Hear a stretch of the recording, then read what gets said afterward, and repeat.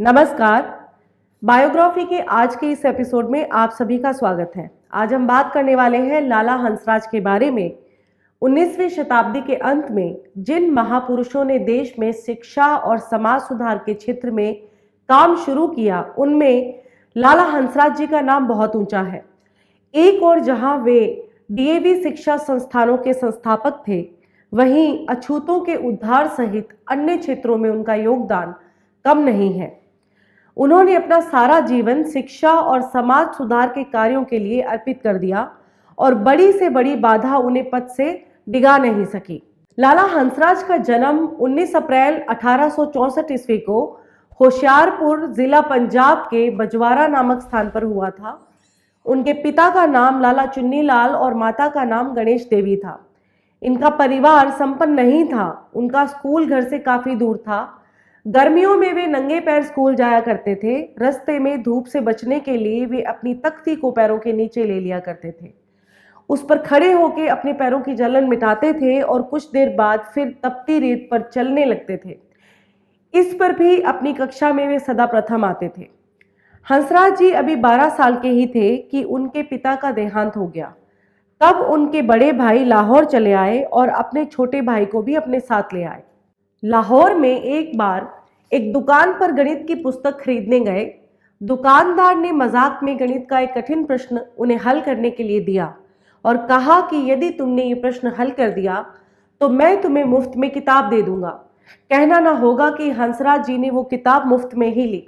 सन 1885 में जब वे लाहौर में अपने बड़े भाई मुल्क राज के यहाँ रहकर शिक्षा प्राप्त कर रहे थे, उसी समय वहां स्वामी दयानंद सरस्वती के सत्संग में जाने का अवसर इन्हें मिला। स्वामी दयानंद के प्रवचन का युवक हंसराज पर बहुत गहरा प्रभाव पड़ा। अब उन्होंने समाज सेवा को ही अपने जीवन का लक्ष्य बना लिया। हंसराज जी आवश्यक कार्यों से बचा सारा समय मोहल्ले के गरीब और अनपढ़ लोगों की चिट्ठी पत्री पढ़ने और लिखने में ही लगा देते थे।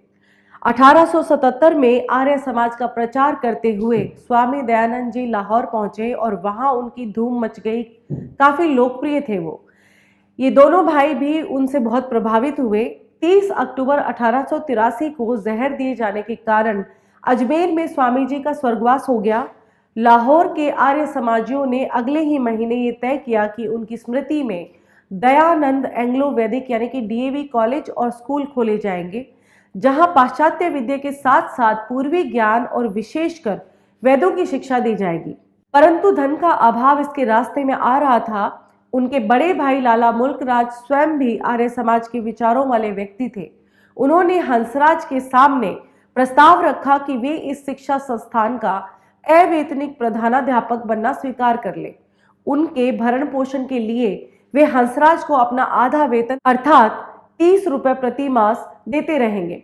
व्यक्तिगत सुख के ऊपर समाज की सेवा को प्रधानता देने वाले हंसराज ने सहर्ष ही इसे स्वीकार कर लिया।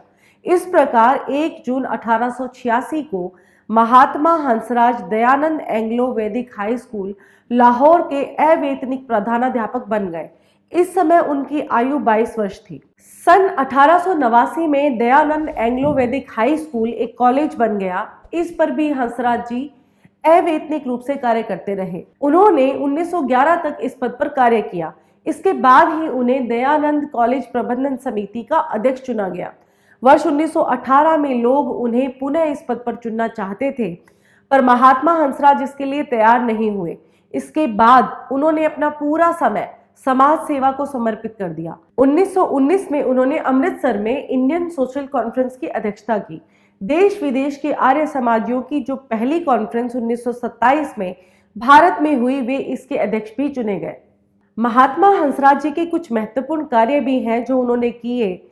सन 1922 में हंसराज जी के कार्यकर्ताओं ने केरल के 2500 से भी अधिक लोगों को पुनः हिंदू धर्म में वापस लाया। ये लोग मोपला विद्रोह में बलपूर्वक मुस्लिम बना दिए गए थे। विकट परिस्थितियों के बावजूद भी यह कार्य महात्मा हंसराज के नेतृत्व में एक शिविर लगाकर लाला कौशल चंद और पंडित मस्तान चंद ने किया था। सन 1895 में बीकानेर में आए भीषण अकाल के दौरान 2 वर्षों तक बचाव व सहायता का कार्य किया और ईसाई मिशनरियों को सेवा के छद्म वेश में पीड़ित जनता का धर्म परिवर्तन करने से रोका। लाला लाजपत राय इस कार्य में अग्रणी रहे। जोधपुर के अकाल में लोगों की सहायता हेतु 1400 अनाथ बच्चे आर्य अनाथालयों में पालन पोषण के लिए लाए गए।